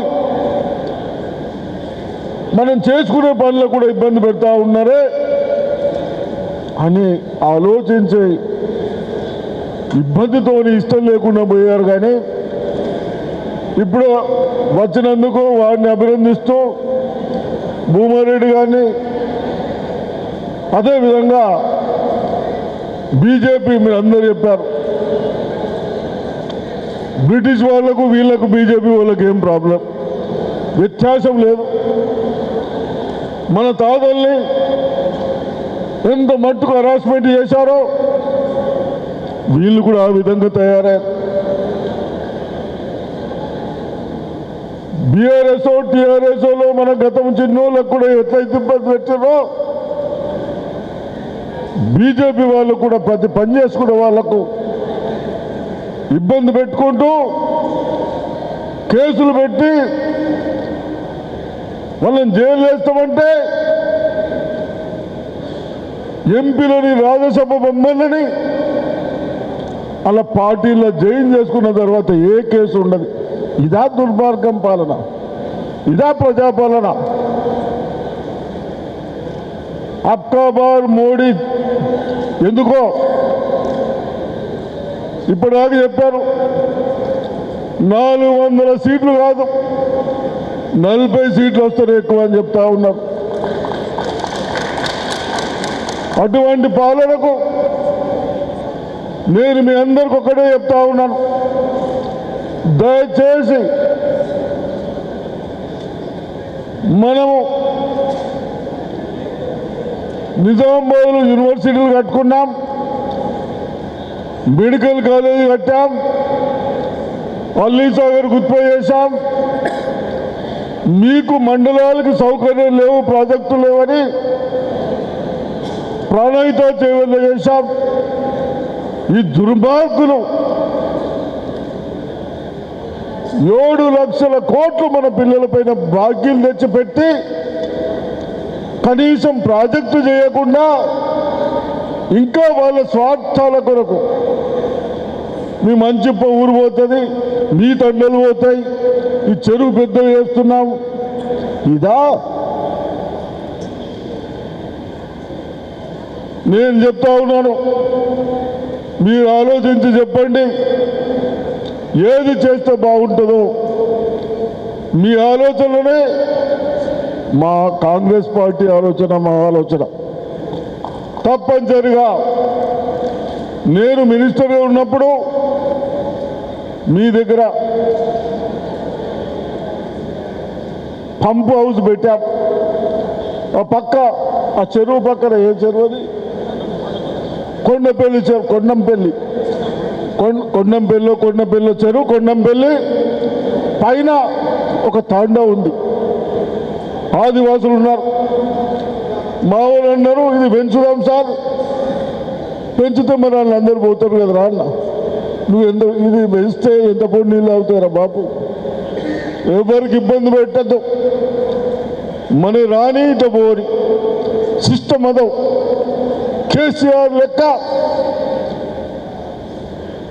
అదేమో పోచమ్మ, అదేం మల్లన్న సాగర్ కట్టాడు. మల్లన్న సాగర్ ఎట్లుంటుంది అంటే ఇవి సాసర్ లెక్క రౌండ్గా కట్టు ఉంటుంది. నేను అసలు ఎన్నడూ చూడలే. నాకు 73 ఏళ్ళు వచ్చినాయి కానీ ప్రాజెక్టు మినిస్టర్ చేసినా ఎవడో బాపు చేసిండు ప్రెషర్. మరి గిసుండి ప్రాజెక్టు చేయాలి. అదే ఎత్తుటైన ఏం పేరు హరీష్ రావా, ఇరిగేషన్ మినిస్టర్ చేసాడు కదా, నన్ను దొరకపోయింది వాళ్ళు ఊరికి. అప్పుడు మనం 2.5-3 టీఎంసీలు ఉండాలి.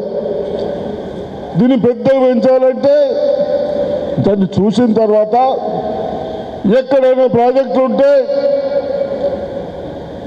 చాలా పెద్ద అనిపిస్తే అటొక్కనే గుట్టు ఉండాలి, ఇటొక్కనే గుట్టలను మధ్యాహ్నం ఉండాలి.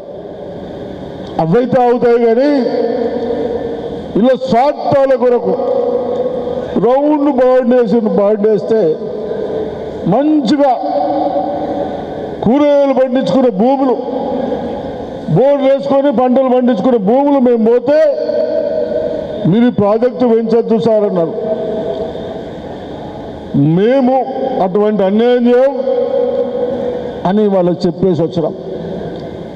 ఈడ కూడా మీ అందరి ఆలోచన మేరకు ఏ గ్రామాలు పోవు, ఏమి పోవు, అవి అట్లనే ఉంచుకుంటూ సిరుకొండ వరకు నీళ్ళు ముందే ప్లాన్ చేశాం.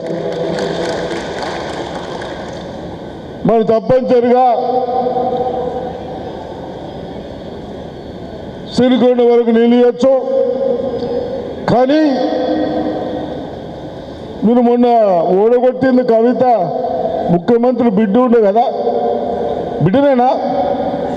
అవి ఏమన్నారేమో మీరు పెద్ద మనుషులు అందరూ, బిడ్డనా కాదా? ముఖ్యమంత్రి బిడ్డనే ఓడగొట్టారు అంతేనా? ఇప్పుడు బీజేపీ లెక్కనా ఏం చేసారు వీళ్ళు?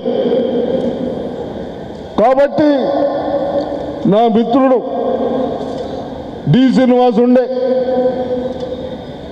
నిజామాబాద్లో రాజకీయాలు చేసి ఓట్లు తక్కువ ఎక్కువైనా మన పాత మండలి పెద్ద మండలి మీరు అయినప్పుడల్లా మీరే ఆయన ఎమ్మెల్యే చేశారు. పెద్ద మెజార్టీ ఇచ్చుకుంటా 10-12 వేలు వస్తుండనా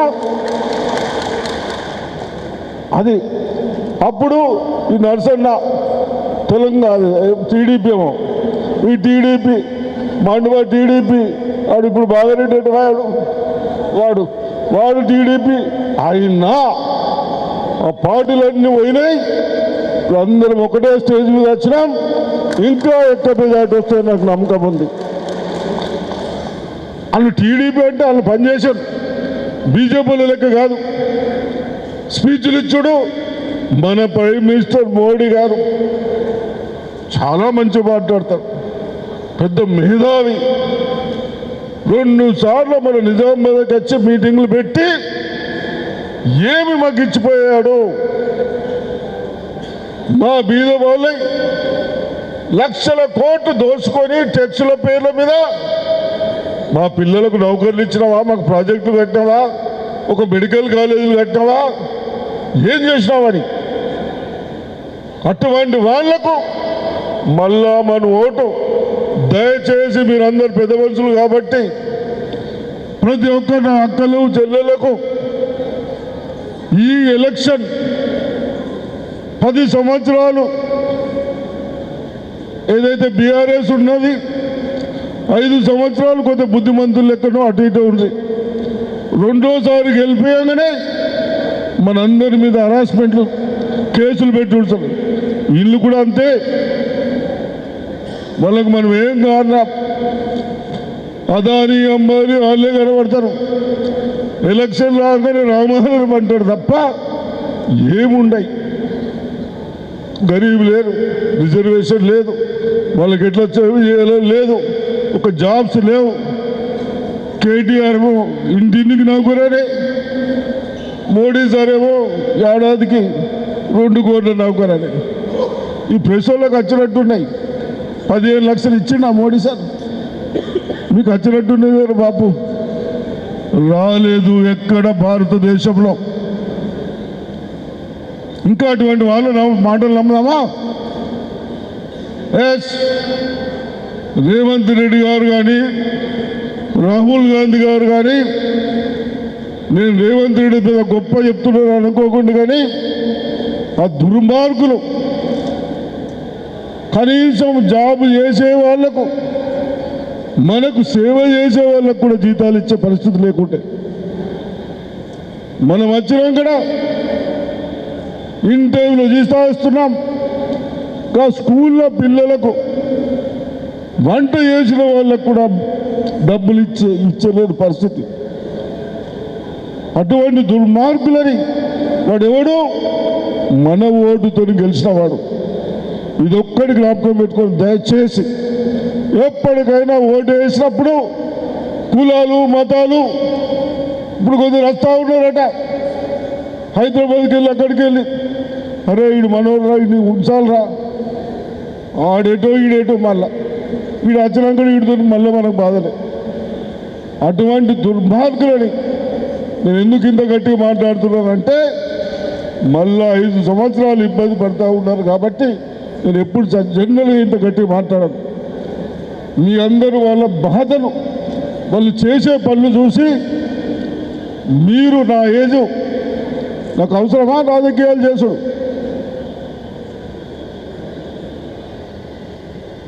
కొందరి మీద కేసులు పెట్టారు, ఇక్కడ మీద కేసులు పెట్టారు. ఇసుంటి దుర్మార్గులని మన ఓటుతో గెలిపించినోండి మళ్ళీ ఓటుతో ఓడగొట్టకుంటే నా పిల్లలు, మన పిల్లల భవిష్యత్తులు పోతా ఉన్నాయని మేము ఇంత కష్టపడి తిరుగుతూ ఉన్నాం. 8 గంటలు కూర్చున్నా పొద్దున వెళ్ళి, ఇది ఆయనకు అవసరమా? కానీ కొందరు చేయబట్టి అందరం బాగుపడతాం. మాతో భగవంతుడు తిరగండి అని చెప్పి ఆలోచన ఇస్తూ ఉన్నాడు. దాంట్లో భాగంగా తిరుగుతూ ఉన్నాం, మీకు చెప్తా ఉన్నాం. దయచేసి కాంగ్రెస్ ఉన్నప్పుడు ఎన్ని ప్రాజెక్టులు అయినాయి, ఎన్ని మోడల్ స్కూల్స్ అయినాయి, ఎన్ని కాలేజీలు అయినాయి, ఎన్ని మెడికల్ కాలేజీలు అయినాయి, ఈ దరిద్రులు ఇన్ని ధరలు పెంచి ఎక్కడన్నా ఏమన్నా చేసిందన్నా, ఒక పిల్లలకి ఉద్యోగాలు ఇచ్చిందన్నా, మనం రాగానే ఆ దరిద్రుడు ఏమి ఇవ్వకుంటే మనం 3 నెలలనే 30,000 ఉద్యోగాలు ఇచ్చాం. ఇంత పైసలు లేకున్నా నా రైతు బంధు వేసాం 92%. ఇంకా కొందరికి వేసేది ఉన్నది, అది కూడా వేద్దాం. దాంట్లో ఏమి వెనుక ఖర్చు లేదు. మీ అందరికీ రైతులకు లోన్ మాఫీ చేస్తామన్నాం, తప్పనిసరిగా లోన్ మాఫీ కూడా చేస్తాం. ఇవన్నీ దృష్టిలో పెట్టుకొని దయచేసి నేను ఇంత బాధతో ఇంత ఆవేశంతో ఎందుకు చెప్తా ఉన్నానంటే, మీ డాక్టర్ గారు అందరు పెద్దోళ్ళు చెప్తా ఉన్నారు వీళ్ళు కార్యకర్తలు గారు ముఖ్యులని. ఏ పనుండా మనం 5 ఏళ్ళు బాగుండాలంటే ఈ 10 రోజులు కష్టపడండి దయచేసి. ఒక దుర్మార్గుడు పోయిండు, ఇంకోడు ఉన్నాడు, వాడు కూడా పోతే చాలా బాగుంటుంది. రాహుల్ గాంధీ గారు నిన్న మీటింగ్ చేశాం హైదరాబాద్లో, ఢిల్లీకి వెళ్ళొచ్చి కేసీ వేణుగోపాల్ గారు. అక్కడ సీట్లు వస్తలేవు, ఇక్కడ తెలంగాణ పైన పడ్డారు. మీరు బాగా పని చేయండి, ప్రజలలోకి వెళ్ళండి, వాస్తవాలు చెప్పండి అని చెప్పడం జరిగింది. మేము చెప్తా ఉన్నాం కానీ మేమేమో మీకే చెప్పగలుగుతాం అన్ని తిరగాలంటే. మీరేమో దయచేసి నా అక్కలు చెల్లెళ్ళకు గ్రామాల్లో అందరికి తిరిగి గతం రోజుల్లో కాంగ్రెస్ పార్టీని ఏ విధంగా గెలిపించారో ఆ విధంగా గెలిపిస్తారని నాకు ఆశ ఉంది. అదేవిధంగా నాకు కూడా తోడుగా ఆయన వీళ్ళ లెక్క కాదు, కవిత లెక్క, అరవింద్ లెక్క. నువ్వు వ్యవసాయం చేస్తావు కదా, వ్యవసాయం చేస్తాడు, అయితే అసెంబ్లీకి వస్తాడు, లేకుంటే తోటలో వ్యవసాయం చేస్తాడు. అటువంటి వ్యక్తి, వ్యవసాయం అంటే బాధలు తెలిసిన వాడికి ఆలోచనలు ఉంటాయి. ఆయనకు మనము పదవులు ఇస్తే ఆయన పరిధిలో ఏ ఉన్నాయో అవి చేసి మనకు బాగుపడటానికి అవకాశం ఉంటుంది. వ్యవసాయం చేసుకోవడానికి, నా పిల్లలు మంచిగా చదువుకోవడానికి స్కూల్స్ డబ్బే తప్ప మాకేం అవసరం లేదు.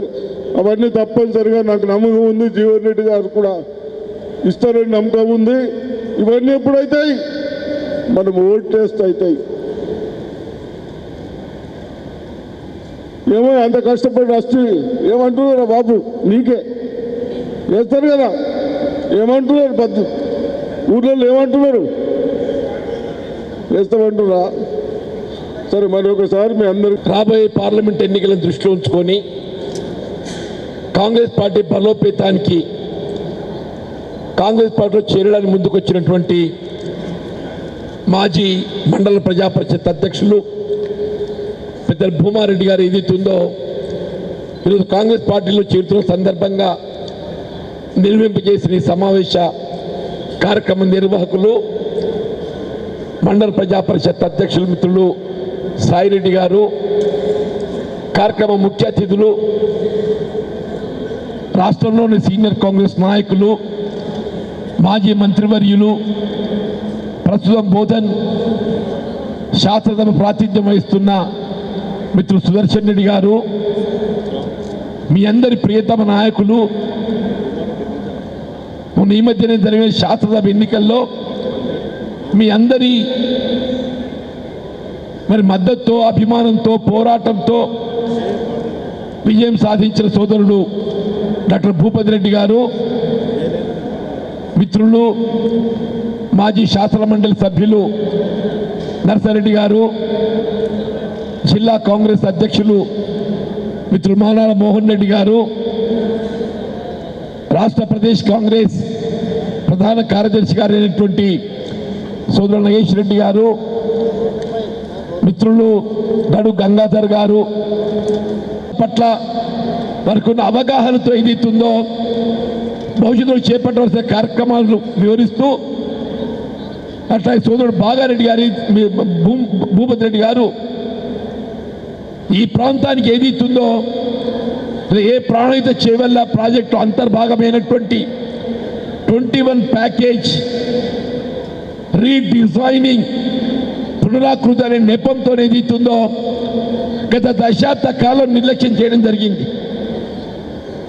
అటువంటి 21 ప్యాకేజ్ సత్వరమే నిర్మాణం పూర్తి చేయబడే విధంగా రాబోయే సంవత్సర కాలంలో దాన్ని పూర్తి చేసుకొని నిజామాబాద్ గ్రామీణ ప్రాంతానికి సాగునీరు కల్పింపజేయడం ఏ విధంగా తన బాధ్యతగా మరి పేర్కొనడం జరిగిందో మీ అందరి దయతో అభిమానంతో పార్లమెంట్ సభ్యుడిగా ఎంపీ కాబడితే నేను వారికి అండగా నిలబడే విధంగా అని చెప్పి అంటున్నాను. నిజామాబాద్ పార్లమెంట్ నియోజకవర్గాన్ని ఏదైతుందో తెలంగాణ రాష్ట్రంలోనే కాదు యావత్ భారతదేశంలో ఏదైతుందో గుర్తింపు పొందేటువంటి ఒక నియోజకవర్గంగా తీర్చిదిద్దడం నా బాధ్యత భావిస్తా అని చెప్పి అంటున్నాను. ఆ అవకాశం వస్తుందని చెప్పి అంటున్నాను. మొన్నటి పార్లమెంట్ ఎన్నికల్లో 2014లో ఎంపికైన కవిత గారు అప్పటి ముఖ్యమంత్రి కేసీఆర్ గారి తనయ ఏ విధంగా ఈ ప్రాంత రైతాంగాన్ని వారి సంక్షేమాన్ని నిర్లక్ష్యం చేయడం జరిగిందో దానికి ప్రతీకగా చెప్పంటూ నేను మొత్తం రైతాంగం రాజకీయాలకు అతీతంగా ఐక్యంగా నిలిచి ఇవాళ టీఆర్ఎస్ పార్టీకి ఆనాడు కళ్ళు తెరిపించే విధంగా మరి మిత్రుడు అరవింద్ గారు భారతీయ జనతా పార్టీ అభ్యర్థి అయినప్పటికీ కూడా కవిత గారికి ఏదైతుందో నిజామాబాద్ గడ్డ ఇందూరు గడ్డ రైతాంగం అంటే ఏ విధంగా ఉంటారో వారి యొక్క బలాన్ని చూపెట్టాలని చెప్పని అరవింద్ని గెలిపించింది. అరవింద్ గెలిచింది ఆయన బలం కాదు, కవిత మీద కోపంతో గెలిపించిందని చెప్పి అంటున్నాను. దాన్ని ఆయన అరవింద్ ఏమనుకున్నాడు, వీళ్ళ వాపును చూసి బలం అనుకున్నాడు. అరవింద్ ఏమనుకున్నాడు, వాపును చూసి బలం అనుకున్నాడు. ఇప్పుడే పెద్ద సుదర్శన్ గారు చెప్పిండ్రు, నిజామాబాద్ గడ్డ అన్నాడు కేసీఆర్ తనయ కవితకే బుద్ధి చెప్పిండు. నువ్వు లెక్కనానే, నువ్వు అంతకంటే మించినోడు కాదు కదా. నువ్వు అన్నాడు పసుపోడు కాగితం రాసి ఇచ్చినావు, బాండ్ పేపర్ 5 రోజుల్లో పసుపోడు ఏర్పాటు చేస్తాడు, పసుపు మద్దతు ధర ప్రకటన చేస్తాడు, ఎర్రజొన్నలు మద్దతు ధర ప్రకటన చేస్తా అని చెప్పి అన్నాడు. 5 సంవత్సరాలు గడిచిందే. ఎన్నికలు సమీపించబోతున్న తరుణంలో మరి మళ్ళీ ప్రజల దగ్గర పోవాలి, రైతాంగం నిలదీస్తారు కాబట్టి ఏదైతుందో మోడీ గారిని పట్టుకొచ్చి ఆయన తరఫున బాండ్ రాపించి ఇచ్చిండే. మోడీ గారు రాసిచ్చిన బాండ్ 4 అక్టోబర్ 2023 అంటున్నాను. 4 అక్టోబర్ 2023 నాడు ఏదైతుందో కేంద్ర ప్రభుత్వం ఉత్తర్వు జారీ చేసింది, పసుపు బోర్డు ఏర్పాటు చేయబోతున్నట్టు. నేను అడగదలుచుకున్న 6 మాసాలు గడుస్తుందా? నిజంగా చిత్తశుద్ధి ఉండి ఉంటే ఎన్డీఏ ప్రభుత్వం అధికారంలో ఉండి, మోడీ గారు ప్రధానమంత్రి ఉండి, అరవింద్ గారు పార్లమెంట్ సభ్యుడు ఉండి నువ్వు పసుపు బోర్డు ఏర్పాటు చేయడానికి ఏది ఇస్తుందో ఎందుకు కాలయాపన ఎందుకు ఏర్పాటు చేయలేకపోయారని చెప్పి ప్రశ్నిస్తున్నా. నువ్వు ఇందూరు గడ్డ మీద ఏర్పాటు చేస్తున్నావా, అలహాబాద్లో ఏర్పాటు చేయబోతున్నావా, ఎక్కడ ఏర్పాటు చేయబోతున్నావు? ఇవాళ నేను చెప్తున్నా, నేను మీ అందరి దయతో అభిమానంతో పార్లమెంట్ గెలిస్తే ఏ మోడీ గారు ప్రభుత్వంతో జారీ చేసిండ్రో రేపు దేశంలో ఇండియా కూటమి ప్రభుత్వం అధికారం రాబోతుంది. పసుపు బోర్డు ఏదైతుందో ఎక్కడో కాదు, ఇదే ఇందూరు గడ్డ మీద ఏర్పాటు చేసి జాతీయ స్థాయిలో నిజామాబాద్ గుర్తింపు నిలబెడతా అని చెప్పి అంటున్నా. పసుపు బోర్డు ఇదే ఇందూరు గడ్డ మీద ఏర్పాటు చేసి జాతీయ స్థాయిలో నిజామాబాద్ పార్లమెంటే ప్రాధాన్యతను నిలబెడతా అని చెప్పి మనం చూస్తూ చెప్పి అంటున్నాను. నా సుదీర్ఘ ప్రజా జీవితం 6 పర్యాలు శాసనసభ్యుడికి ఎంపిక అయినా, ఒక పర్యాయం శాసనమండలి పట్టభద్రుల నియోజకవర్గానికి. నా ప్రజా జీవితం ఆరంభమైంది పంచాయతీ సమితి అధ్యక్షుడిగా, ఒక రైతు బిడ్డగా చెప్పట్టు. నేను సాధారణ మధ్యతరగతి కుటుంబం, సరే చదువుకున్న న్యాయశాస్త్ర పట్టభద్రుణ్ణి. మా ప్రాంతంలో ఉండేటువంటి ఒక సమస్యలు, పౌర హక్కులు, ప్రజాస్వామ్యం కొరకు ఏదైతుందో అండగా నిలిచేటువంటి వాడిని నేను అని చెప్పి అంటున్నా. ప్రగతిశీల ప్రజాస్వామ్యాన్ని నిలబెట్టే విధంగా చెప్పంటూ నేను ఇవాళ చెప్తున్నా. నేను ఈ నిజామాబాద్ యొక్క గళాన్ని మా మిత్రుడు అరవింద్ గారు పార్లమెంట్ అప్పుడు మాట్లాడినా నాకు తెలియదు, కానీ నేను మాత్రం ఏదైతుందో పార్లమెంట్ సభ్యుడిగా ఎంపిక కావడంతో ఈ నిజామాబాద్ సమస్యలను పార్లమెంట్లో గళమెత్తి సమస్య పరిష్కారం పాటుపడతానని మనం చేస్తున్నా చెప్పంటున్నా. నేను చెప్పడం చేయడం వేదిక కాదయా, నేను శాసనసభ్యుడిగా రికార్డు తీయండి, శాసన మండలి సభ్యుడిగా చెప్పట్టు నేను పట్టభద్రులు, నిరుద్యోగ యువత, ఉద్యోగస్తులు, ఉపాధ్యాయులు, రైతాంగం, గల్ఫ్ కార్మికులు, బీడీ కార్మికులు, తెలంగాణ రాష్ట్రంలో ఏ సమస్య అయినా కానీ ఆ సమస్యను శాసన మండలిలో ప్రతిబింబ చేసింది కేవలం జీవన్ రెడ్డి మాత్రమే చెప్పట్టు నేను. ఇవాళ ఏదైతుందో జగిత్యాల ఏదైతుందో నిజామాబాద్ పార్లమెంట్లో అంతర్భాగం, నిజామాబాద్ పార్లమెంట్లో అంతర్భాగం. అంటే వాస్తవంగా ఏదైతుందో ఊకే నిజామాబాద్ అని ఎందుకంటే కరీంనగర్ పోరాదా అని చెప్పన్నారు. ఇదే సుదర్శన్ పిలిచి మాట్లాడిండ్రు, భూపదేవి పిలిచి మాట్లాడిండ్రు. ఏం సంగతి అని చెప్పంటే ఏం లేదు సార్, మా నిజామాబాద్కి ఏదైతుందో పార్లమెంట్ అభ్యర్థి జీవన్ రెడ్డి కావాలి, జీవన్ రెడ్డి మీకు గెలిపిస్తామని చెప్పిన మాట ఇచ్చిందని చెప్పంటున్నా. నేను కూడా చెప్పిన నేను పార్లమెంట్ పోటీ చేసే అవకాశం కల్పిస్తే నిజామాబాద్కి వెళ్ళి మాత్రమే నేను పోటీ చేస్తా. అదర్వైజ్ ఒక క్రమశిక్షణ గల కాంగ్రెస్ పార్టీ కార్యకర్తగా మీరు ఎవరికి అవకాశం ఇచ్చినా ఆ అభ్యర్థి విజయం కోసం పాటుపడతా, కానీ నేను వేరే ప్రాంతానికి పోటీ చేయాలని చెప్పినా చెప్పండి. ఎందుకు జగిత్యాల అనేది ఏదైతుందో నిజామాబాద్ పార్లమెంట్లో అంతర్భాగం అని చెప్పండి. నాకు ఈ ప్రాంతంతో నాకు అనుబంధం అని చెప్పంటు నేను. ఈ ప్రాంతంతో అనుబంధ దృష్ట్యా నా ప్రజా జీవితం ఏదైతుందో నిజామాబాద్కు ముడిపడి ఉన్నదని చెప్పంటు నేను. ఆ దృష్టి ఏదైతుందో ఇలా మీ ముందు పార్లమెంట్ అభ్యర్థిగా పోటీకి వచ్చానని చెప్పంటున్నాను. కేవలం పసుపోటే కాదు, చక్కెర కర్మాగారాలని చెప్పట్టు నేను. బోధన్ చక్కెర కర్మాగారికి అనుబంధంగా ఏదైతుందో అక్కడ కాంగ్రెస్ పార్టీ ప్రభుత్వం ఉమ్మడి రాష్ట్రంలో మెట్పల్లి ముత్తంపేటలో ఏర్పాటు చేస్తే శ్రీరామ్ సాగర్ ప్రాజెక్ట్ ఆరంభంలో చెప్పంటు నేను 2001 గుర్తు చేస్తున్నా నేను. ఆనాడు తెలుగుదేశం పార్టీ మా మిత్రులు నర్సిరెడ్డి గారు కోపం వచ్చినా కానీ తెలుగుదేశం పార్టీ భారతీయ జనతా పార్టీ మిత్రపక్షాలన్న చంద్రబాబు నాయుడు గారు ఏది వారు ఏ ఆలోచన చేసిందో కానీ ఇందులో 51% వాటా విక్రయించిండు. 51% వాటా విక్రయించినాడు. మెట్టుపల్లికి వెళ్ళి ఏదైతుందో శాసనసభ్యుడు భారతీయ జనతా పార్టీ, కరీంనగర్ పార్లమెంట్ సభ్యుడు విద్యాసాగర్ రావు అని చెప్పంటున్నా. ఈ 51% వాటా కొన్నాడు బీజేపీ పార్లమెంట్ సభ్యుడు గోకరాజు గంగరాజు అని చెప్పంటున్నా. ఇది ఎందుకు చెప్తున్నానంటే ఈ 51% వాటా విక్రయించడంలో భారతీయ జనతా పార్టీ భాగస్వామ్యం కూడా ఉందని చెప్తున్నాను చెప్పంటున్నా. తదుపరి కాలంలో తెలంగాణ రాష్ట్ర ఏర్పాటు ఉద్యమం అనంతరం కూడా చెప్పంటున్నాను. రాజకీయాలకు అతీతంగా ఈ ప్రైవేట్ రంగంలో కొనసాగుతున్న చక్కెర కర్మాగారాలను ప్రభుత్వ రంగంలో నిర్మింపజేయాలని చెప్పిన భావనతో ఉద్యమించడం. అన్ని రాజకీయ పార్టీలు తెలంగాణ రాష్ట్రం ఏర్పాటుతో ఏదైతుందో ప్రైవేట్ రంగంలో నిర్వహిస్తున్న చక్కెర కర్మాగారాలను మేము ప్రభుత్వ పరం చేపడతామని చెప్పని ఎన్నికల్లో వాగ్దానం చేసినాం. మా మిత్రుడు సురేష్ రెడ్డి గారు పాదయాత్ర చేసిండు.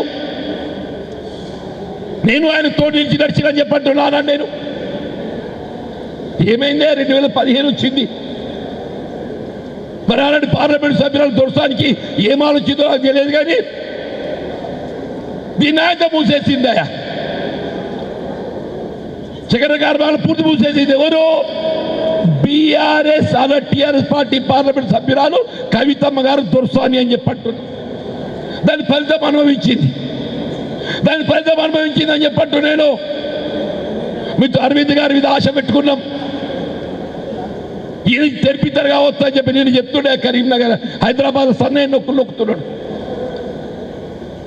కేంద్రంలో ఎన్డీఏ ప్రభుత్వం 66 చక్కెర కర్మాగారాలను పునఃప్రారంభించిందని చెప్పని మరి నిజమేనా ఆయన?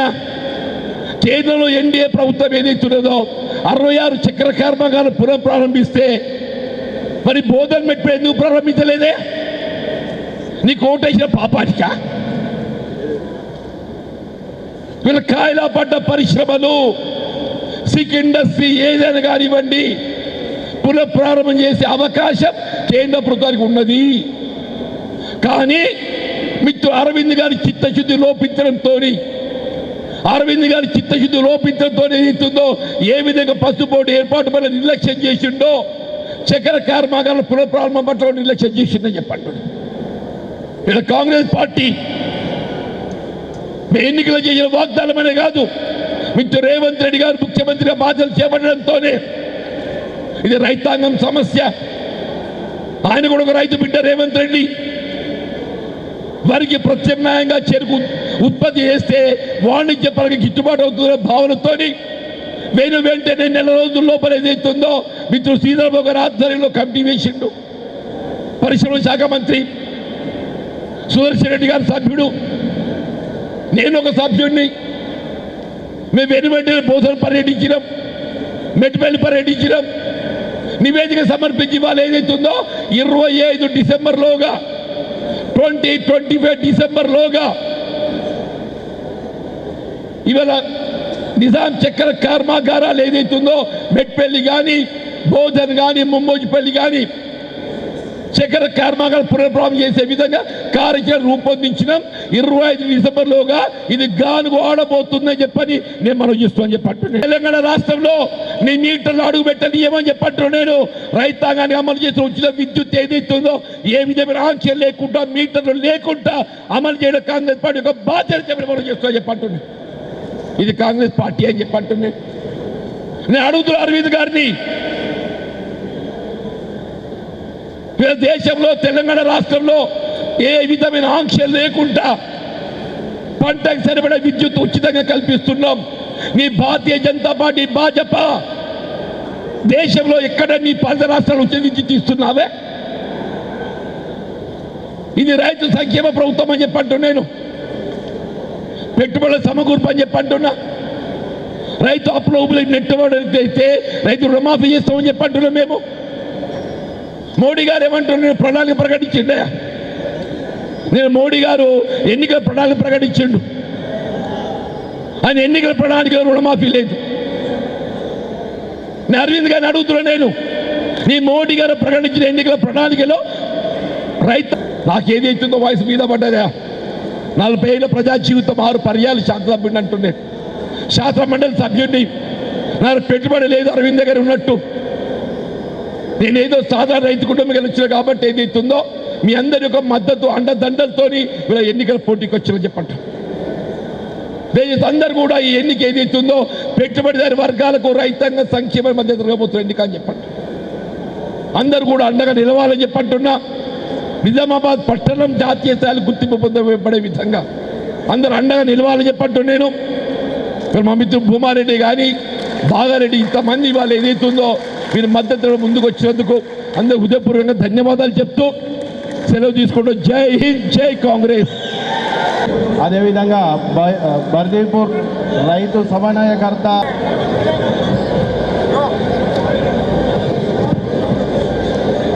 శ్రీరామ్ శ్రీనివాసరెడ్డి గారు, బర్దీపూర్ బాగారెడ్డి గారు, ఈగ నారాయణ రెడ్డి గారు, ఈగ శ్రీనివాస్ భూషణ్ గారు, శ్రీనివాస సుమారెడ్డి గారు, శ్రీ కొందరు వినయ్ గారు, ఉదయ్ గారు, రాము గారు, రాకేష్ గారు, వెంకట్ గారు, రాజు గారు, వంశీ గారు, శ్రీనివాస్, రాజారెడ్డి, రంగరాజ్, ప్రకాష్, శ్రీనివాస్, సిఎస్ శ్రీనివాస్,